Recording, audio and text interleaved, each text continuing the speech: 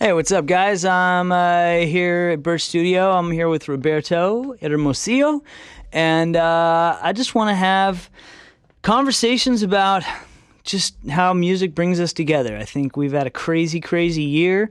Everything is getting back, and I feel like we're all in the mood to hear some good things and hear some things about, music and ways that music brings us together. So Roberto and I got together this morning, and we've just been kind of talking all day about songs we're writing, where different songs are in the process, and we just talk about that whole theme, what brings us together, and I don't know, we came up with some cool stuff. So, this is Roberto. Tell us a little bit about yourself, Roberto. Sure. Thank you, Aaron, for having me here, man. I really appreciate it. It's great to be in here, hang out, and but I don't know I forgot if you mentioned, but we've been friends for a while. Long time. Long time. Let's establish that first. Yeah. Aaron and I, we both went to Pepperdine at different times. I'm older than Aaron, so. Yeah, no, you're a lot younger than me, but we went to Pepperdine, 10 years apart or so. Yeah, something like that. But I'm originally from Ensenada, Mexico. Yeah. I came here when I was 19, and I went to Pepperdine for my undergrad, learned English first, and then I went to Berkeley College of Music for grad school, and now I'm a musician. And you stayed in Spain, right? Spain, yeah. Okay, yeah.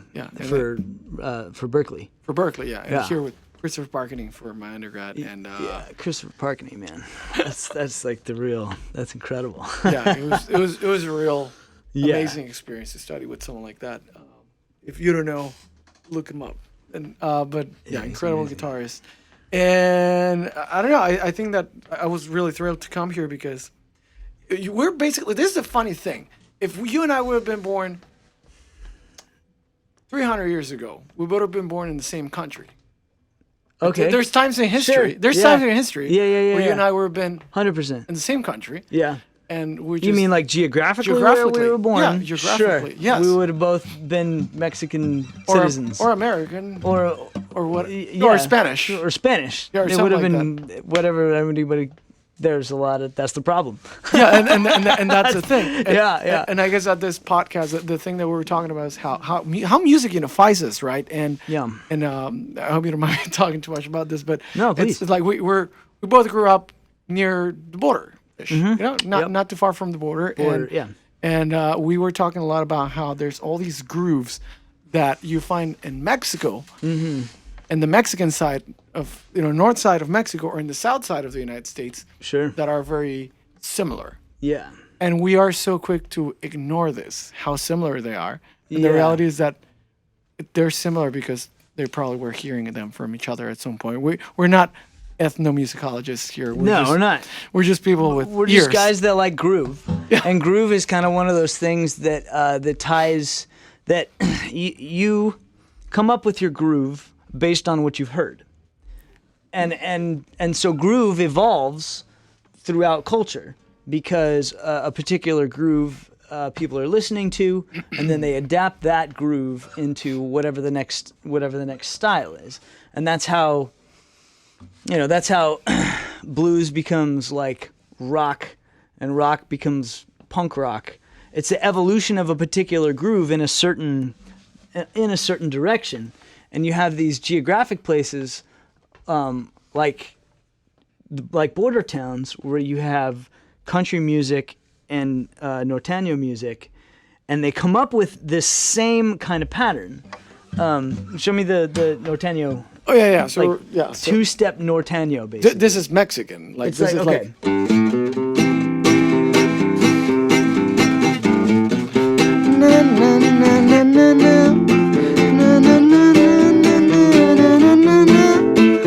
That's like very Mexican. For me, that's like norteño, right? It's like even to go, because that wasn't a 1-4-5. So to go up the scale is that part of the style, or is that? No, that just a groove. Let's just a groove. Yeah, I was just getting fancy there. Boom chuck, boom chuck. Yeah. And I feel like there's an American equivalent. To that. Like kind of like a Texas two-step, like a Johnny Cash, like a.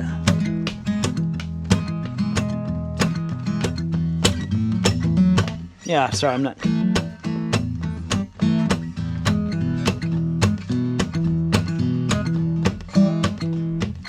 Yeah. I'm gonna do that again. I'm gonna cut this part out. Yeah, like a two-step, like a.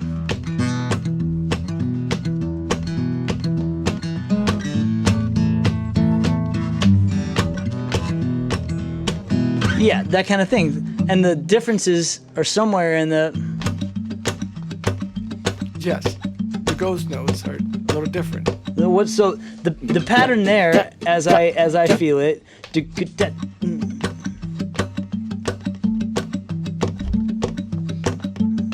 So it's like a thumb.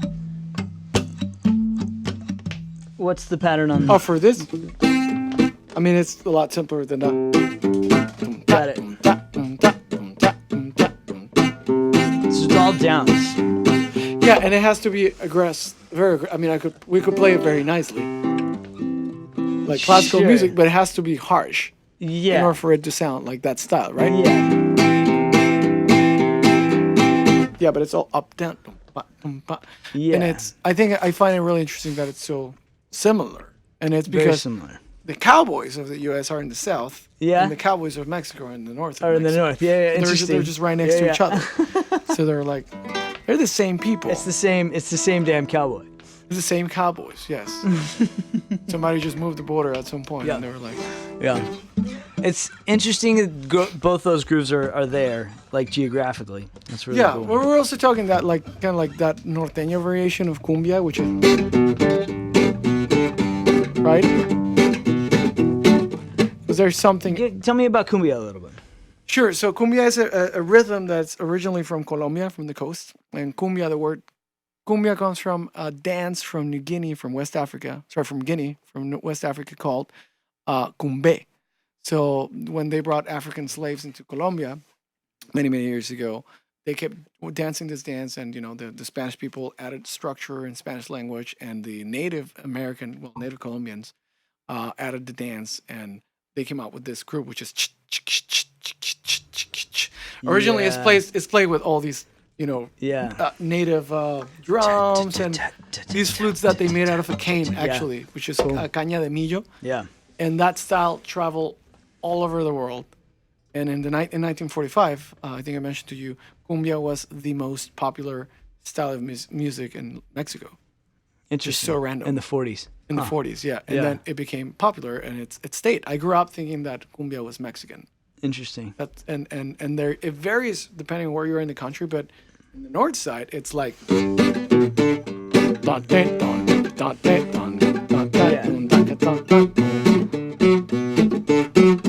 And I think that there's an American version of that kind of groove, right? Well, with the 3 and the 3/5. Let me see if I can play it.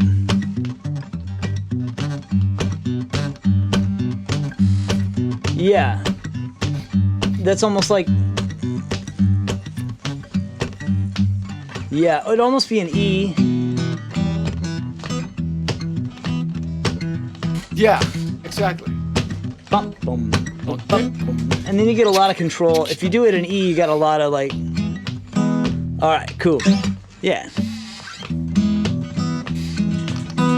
Cool. Yeah, that's awesome. Yeah, so that's kind of like the interesting thing about the conversation that we were having earlier. That, especially in recent history, and I don't want to get too political here, but in recent history, there's been a lot of negativity between both countries, right? Sure. When in reality, we have this huge history of just being friends. Like, come have a party. Yeah, and in reality, groove music is, it's something that is bigger than any one particular culture, so it's impossible to avoid it. It's something that's going to shoot straight through any cultural situation, basically, and not stop at any cultural line. It just keeps going. We talked about how reggaeton and dancehall is just like a more danceable groove, right? It's just a great doom, ga doom, ga doom. It's just when that's blaring down the street, you can dance to that more than you can dance to a different style. And so that groove when you're out and you hear that groove, people want to dance to it. It goes straight through anything else that's happening, and then that community sort of starts adapting that groove because it's fun, you know? And then musicians start learning that groove and then changing it. And I don't know why I'm like really interested in that concept. The grooves move around cultures and pick up in different parts, and that's where new styles come from. Really, it's interesting. It is. But isn't that what we all want? Though? That's what we all want. I mean, that's exactly. what I want. We want like jazz wouldn't exist if you didn't have people from different parts of the world. Yes. In New Orleans. Right? Exactly. You take a city like New Orleans, and it has all the right ingredients to produce something that hasn't been thought of before. Exactly. Real quick, do we need to test these cameras because you're gonna switch cameras, right? That might be off. Yeah. And then we'll play the song because we gotta go. Just announce the song. Yep. And then I'm gonna do a new video. So all right. So Roberto, you wrote a cumbia tune. Cumbia? Yes. All right. I wrote a cumbia, and it's gonna be released this Friday. Great. And What's it called? It's called "Que tus sueños se cumplan," which means "May all your dreams come true." Great. Yeah. I don't know. Since the pandemic started, I decided to start writing positive stuff. Yeah, and that's what we're here for. So let's hear this tune. Sure. ready? Yep. Que tus sueños se cumplan. Dime cómo le hago pa' que todos esos sueños se cumplan. Quiero verte progresar. Niña, yo te quiero ver cantar. Y dime cómo le hago pa' que todos esos sueños se logren. Quiero verte sonreír. Niña, yo te quiero ver reír. Pues conmigo no hay camino que no te lleve a esos sueños. O tal vez a una ventana al mar. Y dime cómo le hago para que todos esos sueños se cumplan. Quiero verte progresar. Niña, yo te quiero ver cantar. Dime cómo le hago para que todos esos sueños se logren. Quiero verte sonreír. Niña, yo te quiero ver reír. Si pudiera darte todo, te lo daría. Esa casa en la Riviera y también un chalet por Suiza. Y si quieres tener niños, tú por montón. Vamos empezando, chica, que por ti todo lo doy. Pues conmigo no hay camino que no te lleve a esos sueños. O tal vez a una ventana al mar. Y dime cómo le hago para que todos esos sueños se cumplan. Quiero verte progresar. Niña, yo te quiero ver cantar. Dime cómo le hago para que todos esos sueños se logren. Quiero verte sonreír. Niña, yo te quiero ver reír. Dime cómo le hago para que todos esos sueños se cumplan. Quiero verte progresar. Niña, yo te quiero ver cantar. Dime cómo le hago para que todos esos sueños se logren. Quiero verte sonreír. Niña, yo te quiero ver reír.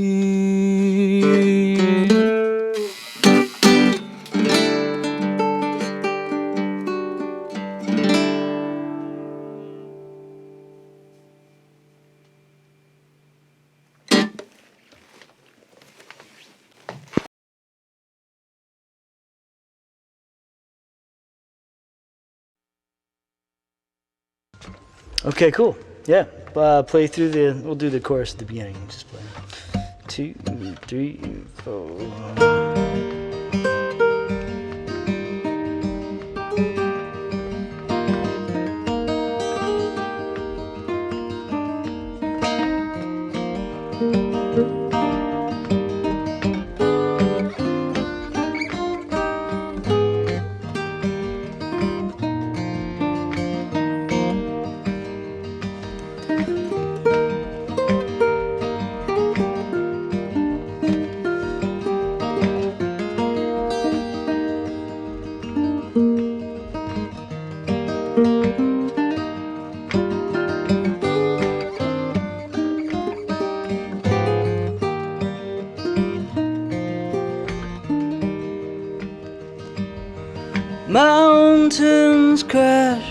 into the sea.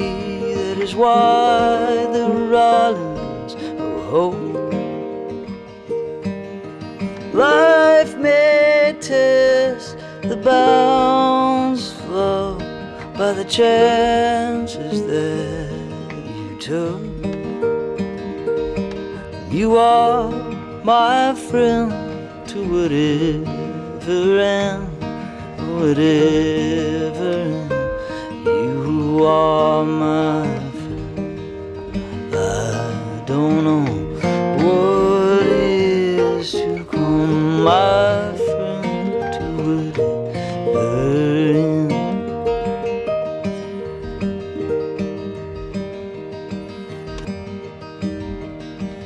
And we've been through the long journey.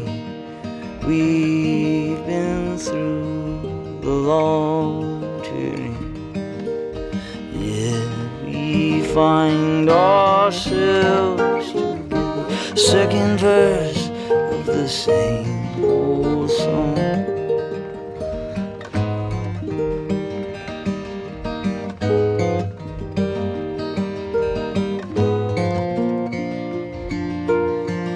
You are my friend to whatever and to whatever.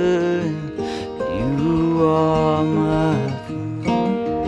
I don't know what is to come, my friend, to whatever end. My friend, my friend. My friend, love may be a tender voice or a crack in a mountainside, but when it falls like it's sure to do, it will not move you or I. My